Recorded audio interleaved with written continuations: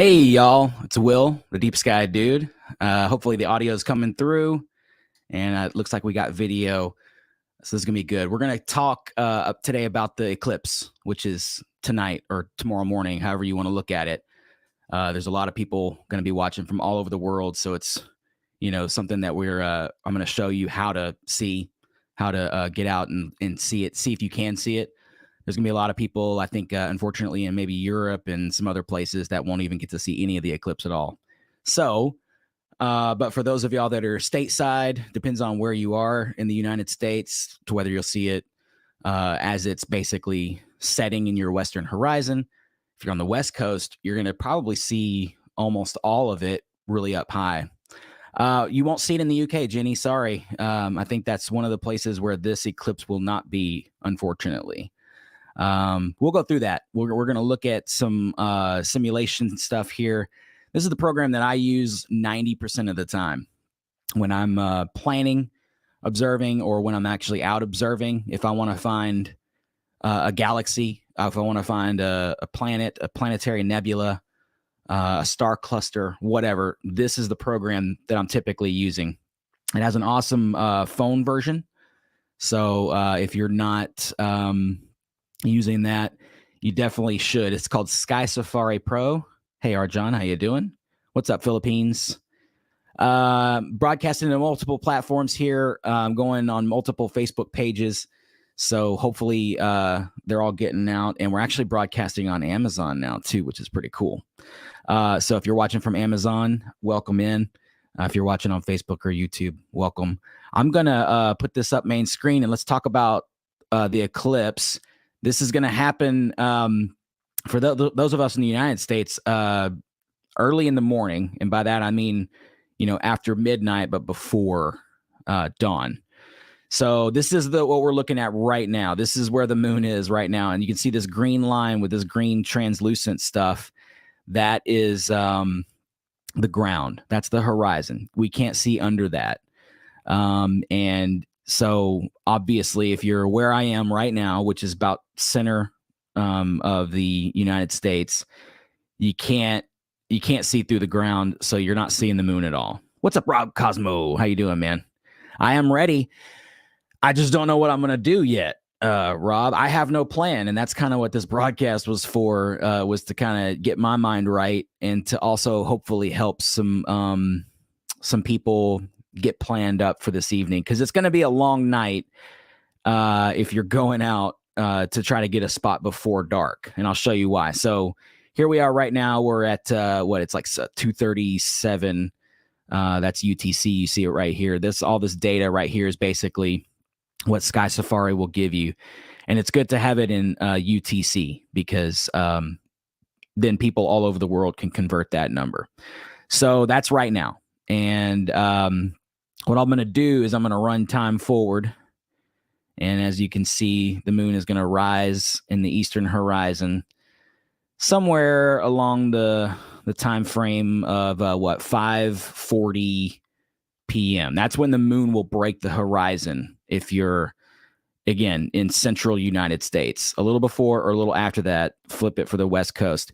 If y'all have any questions during this stream that I can help answer for you, I would love to do that. If you have a location that you're going to be and you want to see how the eclipse is going to look and what time specifically, we'll do that towards the end of the broadcast. You can tell me your location and stuff like that, and then we'll plug all that into Sky Safari here, because I can put myself anywhere in the world in this simulation software, and we'll be able to tell what and when and all that where you need to look.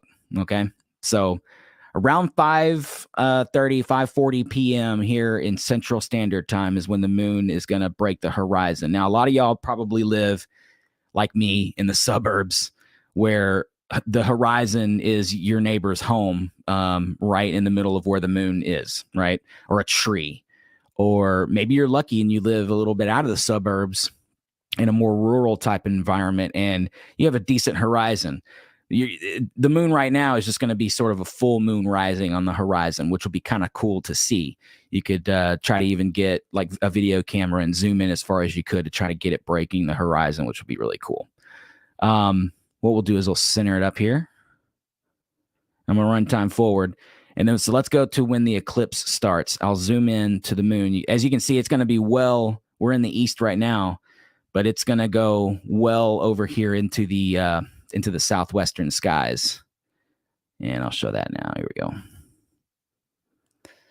All right. So we get first contact, which is, the penumbra is something you're not going to want to see. I promise you. If you've ever been, curious about a partial eclipse, don't. I mean, you can't see this shadow. You cannot see the outer shadow. I think maybe cameras can distinguish it a little bit. My human eye can't do it. I don't know about y'all's, but I can't. Shane, what's up, dude? Good to see you, buddy.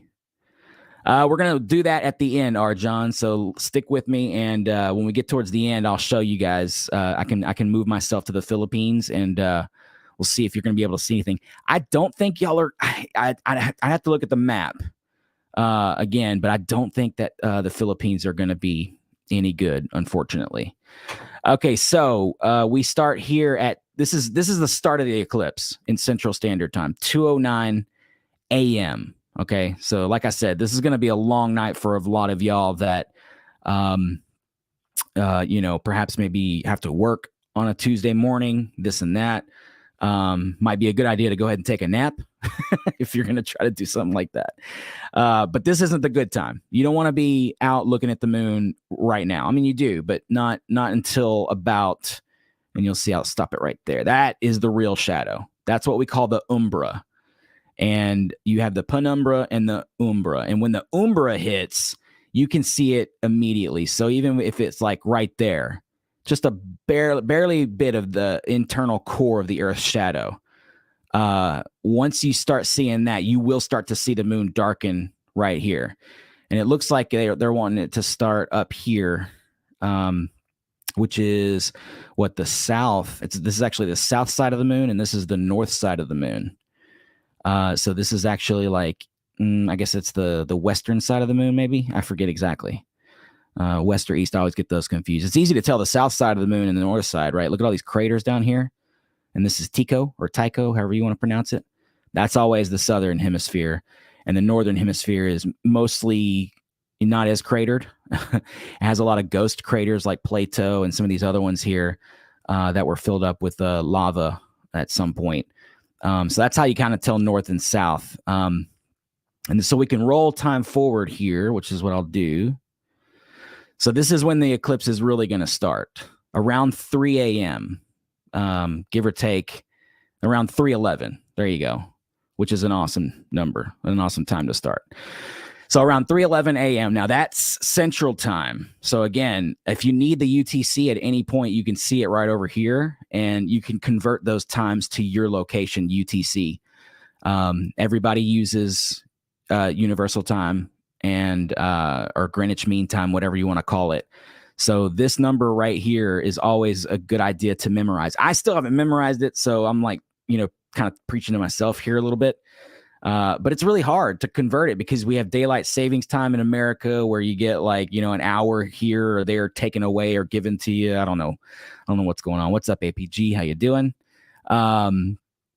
Yeah, so Sapphire says 3:11 a.m. Central Time UTC, whatever that is here. And you can tell me, Sapphire, and toward the end of the thing, I'll put Sky Safari, the program I'm using here. I'll put it wherever you're at, and you can hopefully get a better idea of what you're going to see. All these times are pretty much standard, especially if you use UTC. And we're all basically going to see the same thing, except for if it's a horizontal thing, which I'll get to in a second. But at 3:30, it's going to be obvious that something is happening to the moon. Okay. If you got kids and you only can make it out for like the better part of it, I would aim for right about here. I'd aim for right about here, which is 3:45 a.m. Central Time. Okay. This is pretty late, but these things don't happen all that often. They do happen fairly often, but not all that often, right? So it's something really cool and eerie to see. It is really very strange whether it's a solar or a lunar eclipse. They're both pretty strange. What's up, Saskatoon? How you doing? Oh, you won't see it? Yeah, so there's a whole part of the world that won't see this, unfortunately. Chris has his alarm set. Very good. 5:11 here, I think. Yeah, if you're on, what would that be? The East Coast, I think. So bad with time zones, y'all. And this is totally a time zone thing, which is, I think you're right, Ricky. Yeah, 6 hours in front is Central Time. But like you, Ricky, I think so too. But I've been wrong so many times. It's so annoying to deal with the daylight savings time. It's either 5 or 6, but I always get it wrong the first time. It's so frustrating. At any rate, that's where we're at. 9:43 a.m. UTC, and that gives you an idea of why people in like Europe won't see this, because it's almost 10 a.m. there, and so the moon is already under the horizon. It's already set because the sun, it's getting close to noon, which is where the moon is. Or I'm sorry, where the sun is at its highest point. So the moon is definitely gone for you, for y'all in Europe, unfortunately. But for those of us in the States, we'll get to see this one. And that's okay, because Europe gets their own eclipses that we miss completely. And I always get to see pretty pictures, but I always miss the fun. But we get one, which is great. So at 4, you can see we're almost totally eclipsed. And this is 4 a.m. Central Time. All right. And then, of course, we'll just go straight into it. At 4:20 a.m., the moon is going to be completely eclipsed. Now, this eclipse is going to be a good one, but not as dark. I don't know if y'all remember the one in May. That one was one of the darkest eclipses we've had, at least in North America, in a long, long time, because the moon can pass through the very inner part of the Earth's shadow, or a little, there's a gradient there. It's really dark in the middle, and it gets sort of less dark as you go out towards the edges of the shadow. And so sometimes the moon will just graze the umbra and just barely get kind of dark. In May, it got really dark, which was beautiful, especially where I was at. I was at my friend Antoine's property in New Mexico, and it's a Bortle 1 there at 8,000 feet. And so stars came out to the point where we were like, we could see all constellations. We could see very faint stars. And then as the moon came back, everything brightened up again. It was a pretty wild experience. Now, you're probably going to do this from the suburbs like me. So you're not going to get really that experience. You're going to get more of just the lunar experience. And so we'll run time forward here. Again, if y'all have any questions or anything, I'll be glad to help out with those. It's a long eclipse, you can see. So there is basically the end of totality. You can see right there, and this will become wildly obvious. And at 5:43, it's still going to be dark, at least here in Central Time. Now, maybe you East Coasters, which sounds funny, y'all on the East Coast, the sky might already starting to brighten, but you still should be able to see this start to happen when the shadow is just leaving the edge of the moon. Okay, even those of y'all on the East Coast, those of y'all on like the West Coast and like Mountain Time, Arizona, that kind of thing, maybe Hawaii, it's going to be still very dark for y'all, and which is going to be cool because all of a sudden, or it's like suddenly you look at the moon and you're just like, something is changing now. It's been dark for a good long while, and you can see what we went in at 4:20. It's 5:43 or so, 5:40 when it's going to break out. So a good amount of time there. You'll almost kind of get used to that hour or whatever it is when it's full. It's weird, or when it's totally eclipsed.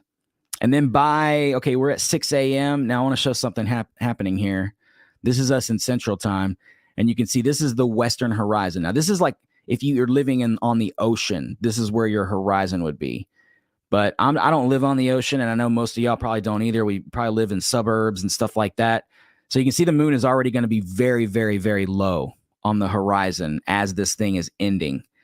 And I can zoom back in here. So you can see it's not even halfway uneclipsed. if that makes any sense. But you can see we're already extremely low. I can put up grids and go to horizontal coordinates, and oh wow, okay, we're below 15 degrees. That's very low. Most people don't have the capability to see this low, again, due to houses, due to trees, due to whatever, mountains. Sometimes if you live in a valley, sometimes mountains can even come up this high, or mesas if you live out in West Texas or Oklahoma or something like that. So very, very low for us in Central Time. For you East Coasters, it's going to be even worse. It's going to be even further down on the horizon. And then it's over basically for us as the moon is setting, which is pretty cool, actually. I mean, we're still in a partial eclipse here. But again, you really can't see the penumbra. I challenge all of y'all to try to see the penumbra. I think there's only maybe a few observers on the planet Earth that could do that. And I know one of them personally, but I don't even think he could do it. Maybe. But at 7:30 a.m., the moon is setting. And if you look over here to the east, we should be well within the sunrise. There it is. So kind of an interesting eclipse for those of us here in the United States, because it looks like, let's roll time backwards a little bit. Looks like sunrise is going to be 7:30, 7:25, somewhere in there. Actually more like 7:21. So this eclipse is still going while the sun is coming up, but the good part of it is over, right? Because we all know that you just want to see that famous blood moon that the media loves to talk about, which astronomers are still like shaking our heads wondering what that means. So I'll roll time back here and we'll go back into the eclipse. So I wanted to show something really that I like to do while I'm hunting these things. And then we'll go into questions, or I can put the little cursor in your part of town and we can see what it'll look like from where you're at. But you see these stars in the background. You won't see a lot of these stars when the moon is out. It's just so bright, it overpowers everything around it. But as we darken the moon, you can see like there's a few stars here that the moon is heading towards. The moon is actually moving in the sky fairly rapidly. And if you watch an eclipse, that becomes really obvious, especially if you're doing it in a telescope. So for those of y'all that have a telescope, you should try to see if you can watch these stars be eclipsed by the moon, because that's one of the coolest things to see. The star will be there 1 second. And if I put down to, there we go, put it down to seconds and then just roll it forward, you can see that it'll be there 1 second. And then that's not even representative to how it looks in real life. It literally looks like somebody turned off the star, like somebody flips a switch and then it's gone, because starlight is pinpoint, right? So it basically is a point source, and it is gone immediately when it goes, finally sinks behind a crater or a little ridge on the moon. It just goes away. It is really cool. And here's another one. This little guy here, I think these are just beyond naked eye. So this star right here especially would be visible.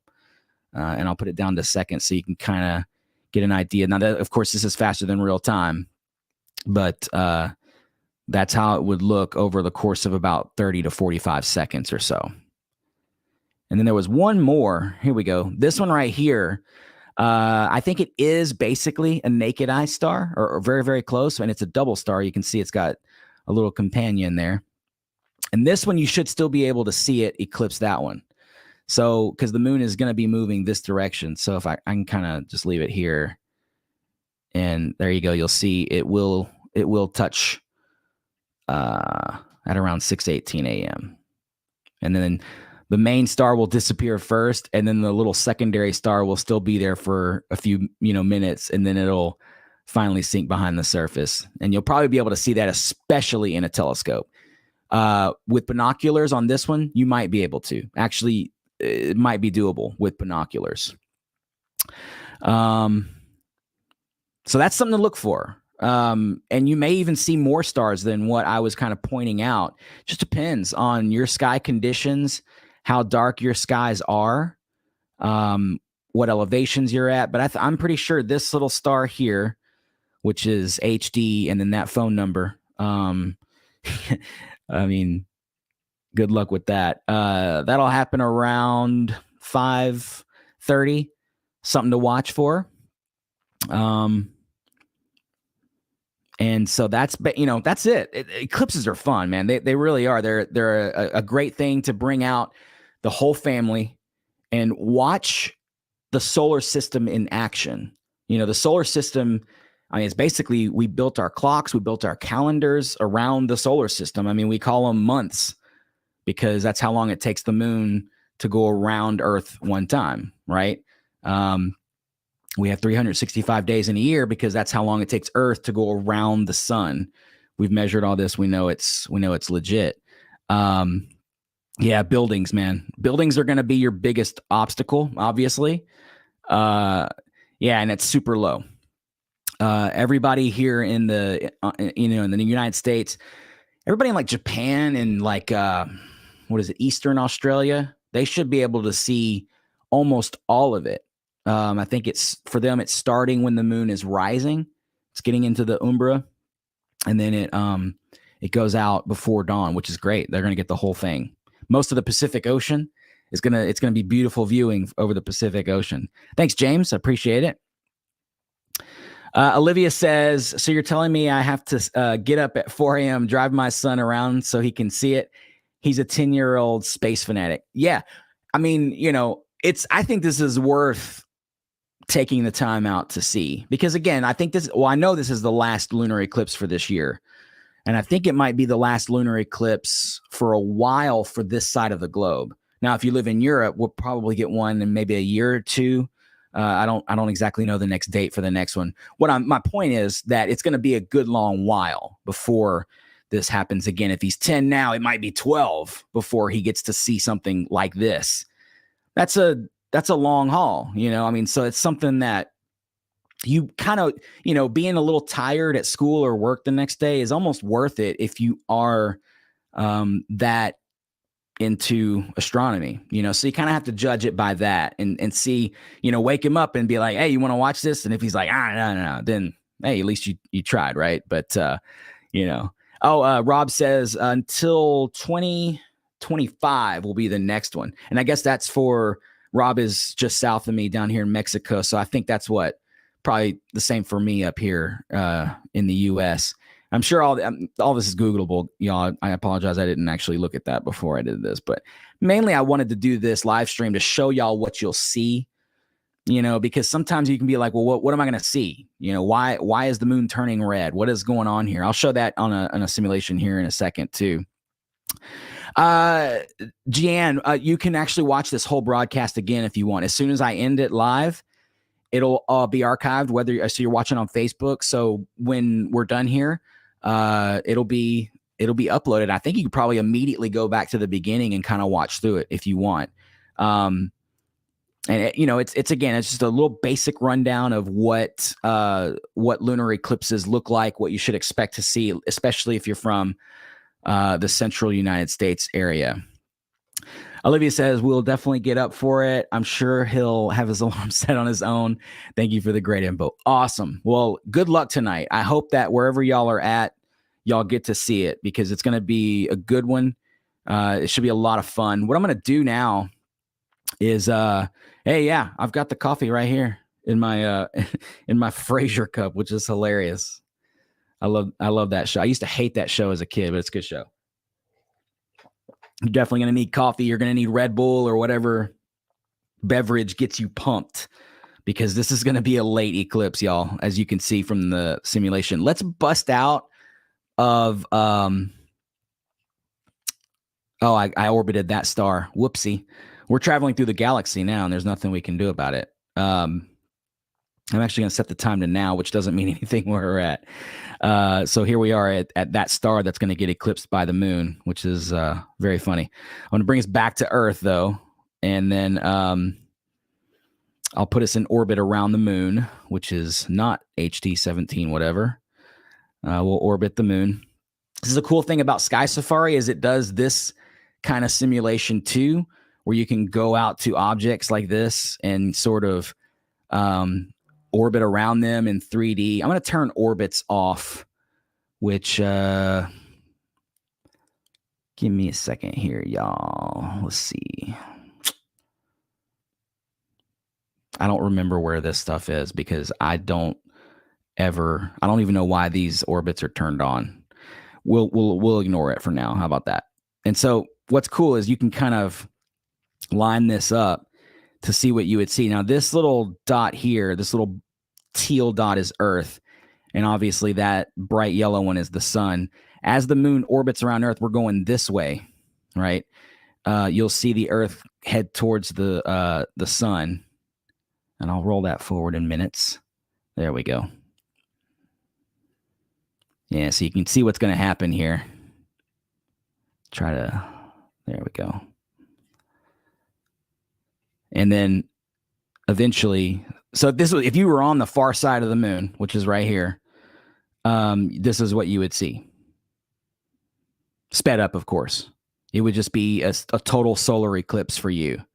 But since we're on Earth, it's a total lunar eclipse. So I'm going to stop that. I'm going to roll time backwards. So you can kind of see what's happening here. The reason we have lunar eclipses is simply because the Earth gets in the way of the sun's light that travels to the moon. And so that's look at that. Wouldn't it be cool to be able to orbit the moon during this part of it? Wow. To see this ruby red moon here wow, that is really cool. And if we had astronauts in orbit around the moon, this would be one of the coolest videos that they could ever make. Like say, for instance, if they get Gateway going, like NASA's Gateway, which will be a space station in orbit around the moon, this would be an incredible thing to see. I mean, a once in many people's lifetime thing that you could see. So this is what's happening. That's the point that I wanted to make with this. And actually, I'm going to orbit Earth, and I'm going to zoom us out a little bit. And look, this is basically the line. If you live in this part of Japan or China, all the way down to like the Philippines area, I guess. This is Australia. So if you're in this area, you are going to see the eclipse. If you're out here in the middle of the Pacific Ocean, or I guess that's Hawaii probably there, probably kind of hard to tell. And all of the United States, looks like some of South America, all of Mexico. If you're up in Alaska, you're good to go. If you're on this side, if you're in this part of South America or Africa, Europe, Italy, Turkey, all the way across, you are not going to see this eclipse because it is daytime for you, unfortunately.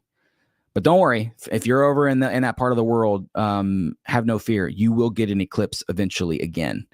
I'm just not sure when, but Google is wonderful for that. So let me zoom out here. I'm going to try to get us away from Earth so I can show y'all again from a different perspective what's happening. Where did the moon go?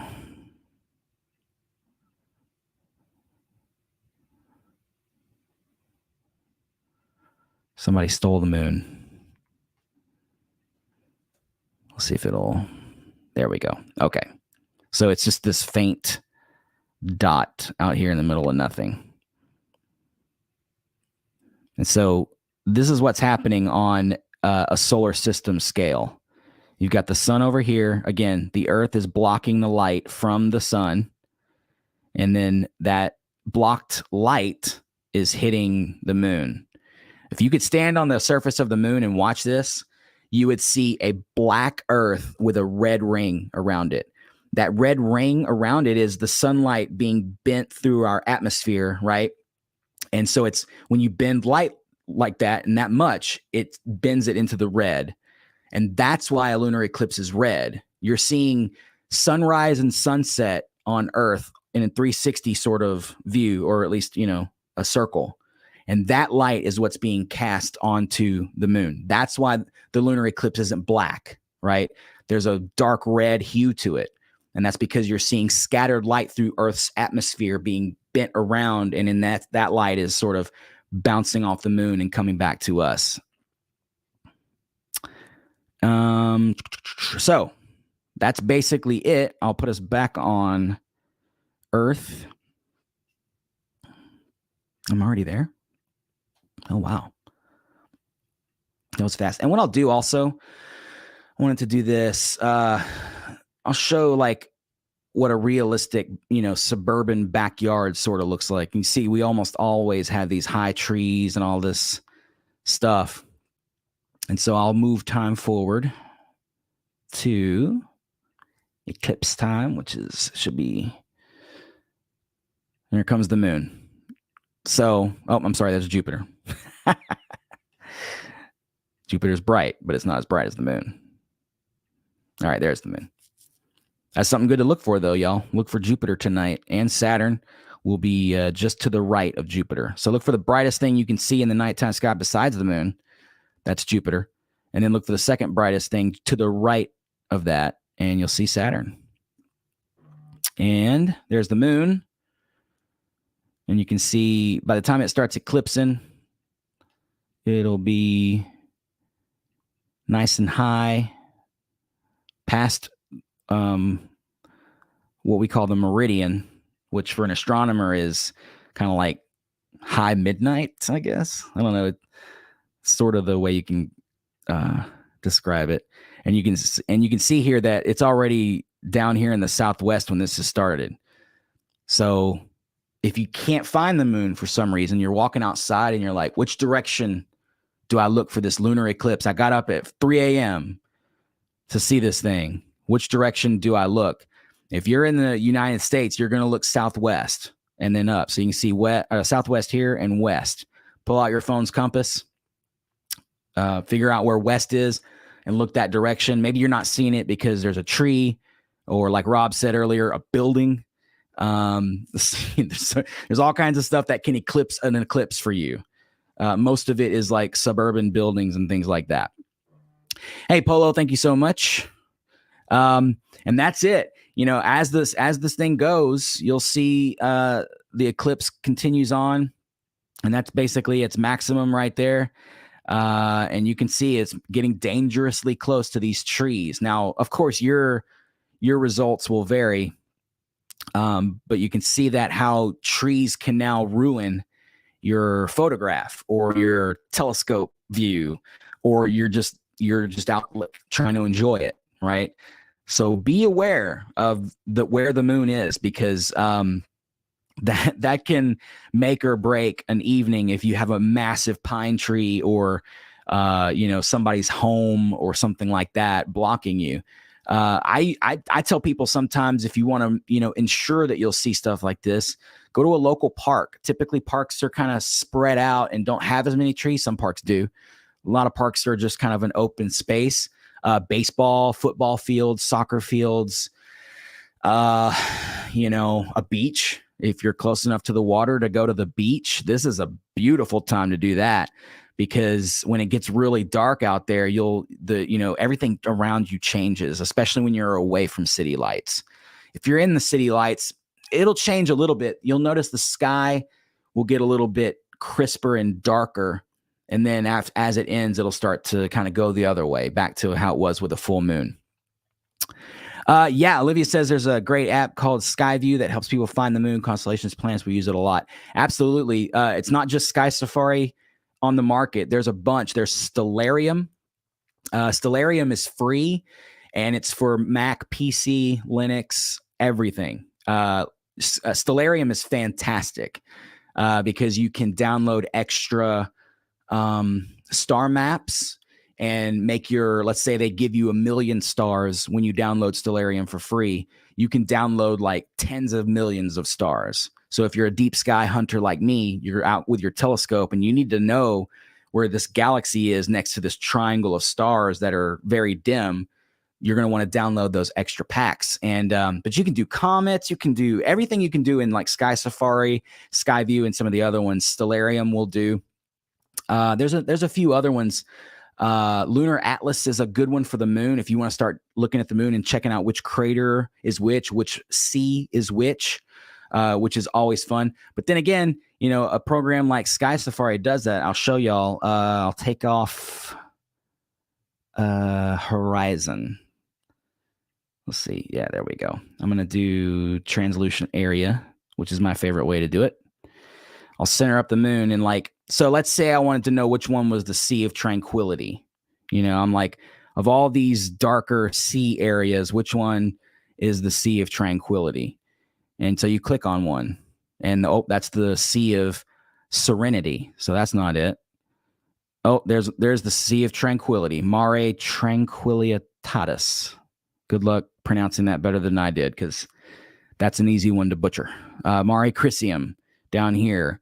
You know, you'll start to memorize these things, because what's awesome about the moon is that only one side of the moon faces us. That's the near side. The far side is always pointed away from us. We will never from Earth, unless it's in a picture, from the far side, see the far side. You can't see it. The moon is always pointing one side of itself to us. The moon rotates on its axis. Like, so a day on the moon is 28 days, Earth days. And it takes exactly 28 days for the moon to go around the Earth one time. And because those two numbers match, because its rotation matches its orbit, as it goes around us, one side of the moon, this side right here, always faces us. So that's the most awesome thing about the moon. If you memorize where the Mare Crisium is, look at it. I mean, it's round, it's circular. It's easy to see. It comes up with a thin crescent moon. So it's one of the first seas that you see. Once you memorize that, it's over. You know where Mare Crisium is, the Sea of Crisis, whatever you want to call it. It never changes. The only thing that will ever change is like these edges around the moon. You may see a little bit more or less as the moon does what's called libration, as it wobbles. But that's it. Plato is always going to be, if it'll let me click on it, Plato is always going to be this ghost crater right there. And you can almost see it naked eye, but you kind of need a telescope or binoculars to see that. Tycho is always going to be right there. So again, once you memorize this stuff, it never, ever, ever changes. Unless they rename a crater, which would be historic. I don't think that's ever happened or will ever happen. I know that they did name some mountain ranges after some Apollo people and stuff like that, but typically these days, stuff like that, star names don't really change. There's one in particular that I can think of that did actually named after an Apollo 1 astronaut. It's in Cassiopeia. But most stars and especially the surface features of the moon, never going to change. So memorize it. Get a moon map and just put it up and stare at it every day, whether at your job or whatever you're doing, because that is always what you're always going to see. Especially during every full moon, it's always going to be that same face. So just kind of like memorize it. And it's what's funny is as you do this over the years, you'll be watching commercials like me, and you'll be like, nah, the moon's wrong. Or you'll be watching a movie. Nope, the moon's wrong. It's completely either upside down or it doesn't have the right seas, because it never changes. It never, ever, ever changes. And that's one of the most fascinating things about the moon that I love. And it makes it easy, man. We don't have to learn. Imagine how hard it would be to have to learn all the features on this side. And if you could see the other side, you have to learn all these crazy, weird features on the other side. It would be pretty much overwhelming, I think. But whoa, let's get back to the moon here. Sometimes the software will take off on you. But that's it. That's the eclipse for this evening. Again, 3:11 a.m. is when we're going to see first contact of the umbra, about 3:11 a.m. Might actually be a little bit earlier than that, but 3:11. That would be when you would notice it visually. Official sources might have different times. Again, these times are central. So we got 3:11. We got maximum totality at 4:19 a.m., basically. Okay.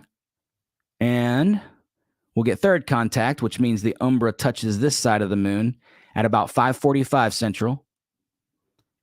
And the eclipse will end right as the moon is basically setting into your western horizon. If you're on the beach, you're going to see the whole thing. So go to the beach. You know, that's what I mean. When do you ever need an excuse to go to the beach? Thank you, Rob. Appreciate you. Hey, Mark Jackson says, when there's a lunar eclipse, does it only cast a shadow on the side we see or both sides? Yeah, absolutely, Mark. Only on the side we see, because the far side of the moon is just obscured by itself, right? If you have a tennis ball in a room with, well, I can actually just show you. I don't have a tennis ball, but I can orbit the moon. Let's roll time back a little bit here to about right now. We're going to orbit the moon here. And you'll notice that it's going to be a blood red moon on the near side, and the far side is going to be black as night. But that's because the sun is over here and the sunlight can't reach. It's kind of like day and night on Earth. That's exactly what it is. It's like day and night on Earth. But if you could orbit the moon, like I said earlier, this would be this blood red half ball, if you will, where there was this terminator between night and day on the moon.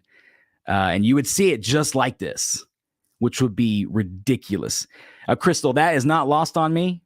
As soon as I said 311, I was like, sweet, that's easy to remember.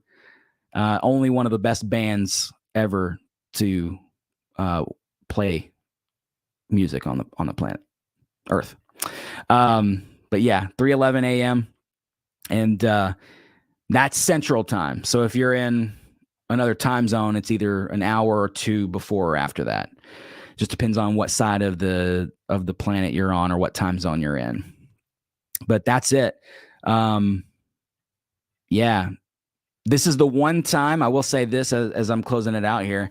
This is the one time where the dark side of the moon and the far side of the moon are the same thing. A lot of people will be like, yeah, well, we've never seen the dark side of the moon from Earth. And that's not true. If you've ever viewed a crescent moon, you've seen an illuminated side of the moon, and then you've seen the dark side of the moon, because the one side of the moon is still facing us, but one side is unilluminated, right? That's the dark side of the moon. In science, we call it the far side of the moon. And you're right. We've never seen the far side of the moon from Earth. We never will. Only in pictures that, from orbiters that we've sent around the moon. We will never see the far side of the moon, but we will see, and do every month, see the dark side of the moon. So you can catch people on that. The dark side of the moon is visible. It's the part of the moon that's unilluminated. The far side, not visible from Earth ever. So make a bet in a bar or something like that, and then, Google and show them they're wrong, and you'll win a drink or something. I don't know. But people get it's like Pluto. When you're like, oh yeah, you can see the dark side of the moon. People get very upset at this. They get very upset at this. Like you said, gravity waves or something. You can't see gravity waves. Well, yeah, you can. You can see gravity waves. It's a weather phenomenon. It's not gravitational waves. So there's all these little things you can kind of, if you know what you're talking about, you can kind of pin people on. It's kind of fun. But people will get very upset at you if you say these things. Just putting that out there, letting y'all know. Personal experience. Best album ever. Yeah. Well, I mean, which one? I mean, we can talk 311 here at the end if y'all want to. We can do a Q&A on 311. I know quite a bit of 311 history, but Blue Album for me is where I came in 1996. My favorite 311 album, though, is probably Transistor. It's just such a weird journey. That whole album is a journey. Wendy says, thanks for the great info. Early alarms are set in Houston. Well, hey, perfect. I mean, you're right there in the center of the action for tonight. So you should have a great show. I think we're going to have good weather. Even where I'm at here in Texas, which isn't very far from Houston at all, I was looking I use a program called Astrospheric, which is a pretty complicated weather app that many of y'all might or might not even want to utilize. But for us astronomers, it's very useful. It looks like it should be pretty good. It looks like seeing in transparency might not be the best. There might be a little bit of cloud cover, but it looks like for the most part, everyone down here will see it. It looks like it might be a little bad in Oklahoma and some of the other places like Kansas, Arkansas might be a little iffy. All of the East Coast looks pretty good. And again, this is a prediction. This thing could be wildly inaccurate. Looks like the West Coast looks pretty nasty. I don't know if some of y'all are on the West Coast. That might not be the best. Arizona looks pretty good. Colorado, Western New Mexico. Mexico looks good in most parts. In some parts, not so good. So use whatever weather app you have and try to figure out what the weather will be like for your area. Because again, if it's cloudy, you can just set an alarm and go, look, you can see through the clouds a lunar eclipse. I can promise you that. So you need to make sure you look into that. When he says my husband uses that program for his telescope viewing and HAS. Oh, cool. So Houston Astronomical Society. Good friend of mine is the president of that club. He's a great guy, Joe Califf. I think he's running again for president too. So vote for Joe. Olivia says, we'll be watching from North Mississippi. I hope we don't miss it. We don't have much city lights, so we're good on that. I guarantee you if the clouds are thinner or thin-ish, like sometimes they are in the fall going into winter, sometimes you get the blanket, right, that comes over you and you can't see through that at all. But sometimes you'll get the high crystal stuff like the cirrus clouds. You can see through that, no problem. In fact, it might even add a little bit of a scary or kind of a weird vibe to the eclipse, which might be kind of fun. And then it'll give it a certain mood. Sometimes I'll say that some clouds with lunar viewing or lunar filming or, whatever you're going to do tonight, sometimes it adds a little something extra. You kind of remember that you're on a planet watching this space thing happen out there, right? We all hope for clear nights, but sometimes you hope for more than you get. Thank you, Facebook user, for watching. I know that sometimes privacy settings and stuff like that won't allow the commenter's name to be showed. It's not my fault. That's Facebook. But thank you, Facebook user. And that's it. That's all. I wanted to come on here real quick and, show you guys and gals what we're going to be looking at here for tonight, because I'll go back to Earth. Actually, it's going to be a good show, especially if you have clear skies. If you don't have clear skies, I feel your pain. I've been there. Trust me. But see if you can spot some of these features. If you're looking with binoculars, see if you can find Tycho crater. See if you can find Plato crater, the one up here to the north. See if you can find Mare Crisium, which is down here. See if you can find some of that stuff. And again, free astronomy apps can show you everything I'm showing you here. This is Sky Safari Pro. It's just what I use because I like to go a little bit deeper than people that maybe just use their phone to check it out every now and again. But use whatever app you have, and almost all of them will show you, especially these basic lunar features. What's up, man? It's good to see you, brother. It depends on where you're at. So if I think you're West Coast or East Coast. I think you're West Coast, so you're going to get a pretty good show. Even Central Standard, right in the middle of the U.S. is going to get a pretty good show. 3:11 a.m. actually Central Standard Time here is going to be. Oh, so you're East Coast. That's right. Okay, so it's going to be what 4:11 a.m. and you're gonna get to see most of it, but the moon is gonna be in the western sky when it's in its greatest eclipse. So keep that in mind, and try to get out of the city, or even better, if you have to stay in the city, get to a tall building. The top, the light pollution isn't going to be a problem for you. You're going to see the moon. It's like the brightest thing in the sky, and it's going to just get a little bit darker, right? So get to a tall building, a nice park with a good western horizon, which is kind of hard in Boston because, the water's out to the east, so you can't just really go to the waterfront or whatever. Terry says night owls for the win. You know it. I mean, unfortunately for us, astronomy happens in the dark, in the middle of the night, which is actually kind of cool. I prefer the nights over the days. Unfortunately, I'm East Coast and it's going to be low and I've got trees nearby. Well, Joseph, if you know that now, you can make plans, right? You can find, surely there will be a place with a fairly open western horizon for you. A park, like I said, soccer field, you name it. You'd be surprised at how little horizon you actually need to see up 15 degrees or so, 15 to 20 degrees. You'd be surprised. A good soccer field, especially if there's like, how they build those soccer fields where there's like 8 fields right next to each other. That should be good if you place yourself on the eastern side of it and look west, because you should be able to see most of it unless there's buildings beyond that, right? Of course, I don't know your horizontal situation there, but it is something that you need to take into account here stateside. I mean, out in the Pacific Ocean, you don't have anything to worry about, and you're going to get to see it. It wouldn't even matter. The eclipse would be happening right above you, like right at the highest point in the sky. But yeah, so, all right. Thank y'all for watching. And I appreciate y'all hanging out. Appreciate all the questions and everything. If you're on TikTok, Instagram, Spotify, whatever, you can follow me here at Deep Sky Dude. I have music on Spotify if you're into space music. So tonight, while you're watching the eclipse, throw on some of my tunes, and hopefully it'll get you in a spacey kind of vibe.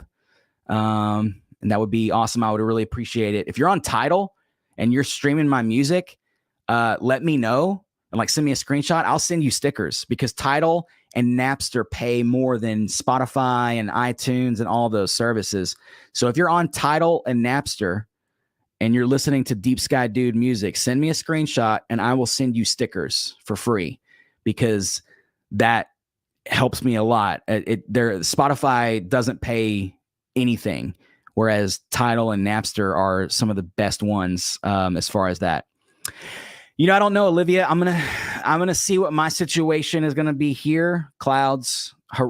I can't do the eclipse from my backyard. I already know, because I have a massive pecan tree to the west. I have houses and stuff below that. There's nowhere in my backyard I could go. Plus, it's a swamp back there. It's been raining for like 2 days straight. And when it does that, it just turns into a gumbo. You're walking through gumbo.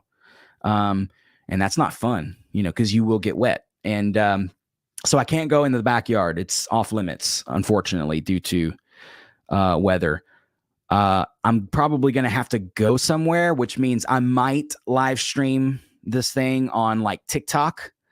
Again, if you're following me on TikTok at Deep Sky Dude, I'll probably be there live, because again, TikTok, you can actually earn rewards by going live, whereas Facebook, you're just giving Facebook money. As Tony Bendel knows, he knows all about Facebook's fun features, don't you, Tony? It's good to see you, brother. Good to see you, man. Tony Bendel is definitely a Phillies fan, has been his whole life. He hates the Dallas Cowboys. But no, I love your post, by the way, Tony. That was funny to read, just how upset people got over a game. That's pretty much, you can reward tons of money on Facebook now. Yeah, you can. I don't know why my account can't. I guess maybe it can. I'm not monetized over here yet. I know I'm on Facebook for you. Yeah, no, I got what you're saying, Tony. But yeah, it's hard for me, especially when I was getting copyright struck on Facebook for streaming the moon. I wasn't even playing my own music, which I've done before and got copyright hit, but I was just streaming the moon. And I got a copyright strike from History and Discovery and all these people who I guess have uploaded a picture or a video of the moon, and then the beautifully designed robots at Facebook thought, oh, well, you stole this from them. So thank you, Joseph. Good. I'm so glad you subscribed. I've got a lot more videos coming on YouTube. If you're not following me over there like Joseph, you definitely want to do that. I've got multiple star party videos coming. Texas Star Party, Okie Tex Star Party, and El Dorado. And I've got some videos on, like, I'm using some cleaning products in one of my videos coming up to clean a 22-inch mirror. Just super cool, super interesting process that was. And that video is coming out very, very soon. So if you're not following me on YouTube, please do.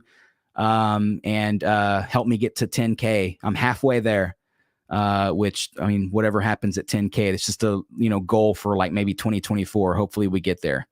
Hello, Todd, but also goodbye, because we're at the end here. But thank you for at least stopping by, Todd. And of course, you can watch the replay if you'd like to.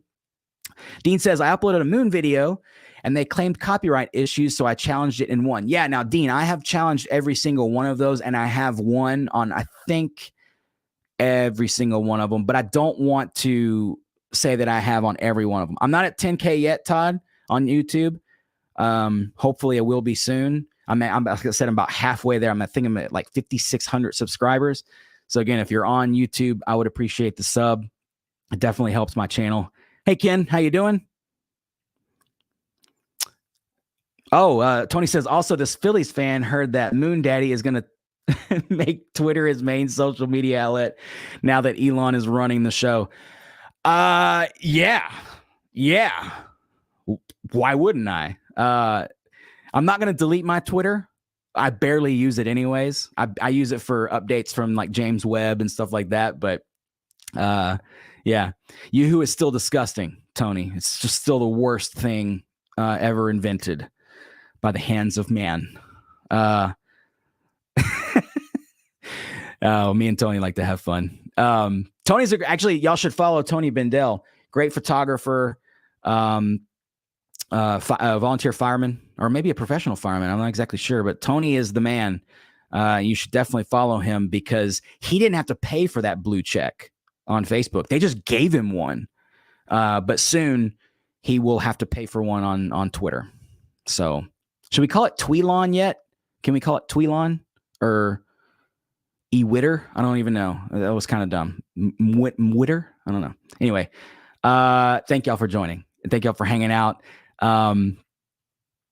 Yeah, don't forget to like and subscribe and share the video. I appreciate y'all doing that.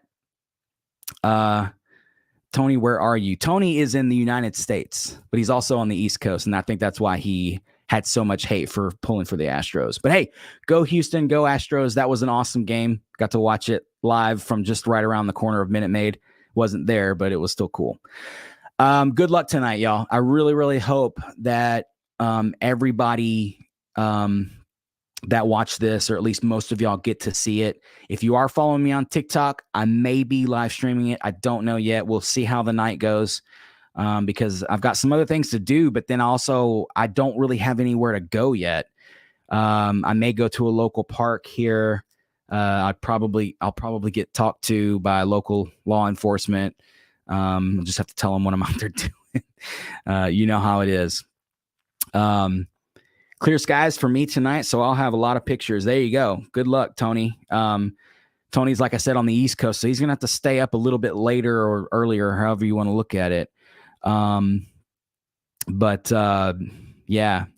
I have to evacuate my house from mosquito fire this year. Much respect for firefighters. Oh wow, yeah. Well, I hope your homestead was safe, Todd. I hope that it was good. And those fires we had this summer were unfortunate and just kind of bad all the way around. Cool, Joe. Follow me. Yeah, definitely follow Tony Bendel, even though he didn't do a thing for this broadcast except for hang out. I'm just kidding, Tony. No, he always shares my stuff, and I always am appreciative. But we like to spar. I don't know if that's even the word for it, but Tony's a great guy. All of y'all are great people, because the comments were beautifully chill. Everyone had a great time. Thank y'all. Thank y'all so much for hanging out. Any last minute questions? I'll take those now. If not, we'll call it an evening. It's 3:34 p.m. here. So we've got 12 hours So wherever you're at right now, it's basically 12 hours until the word go for this thing.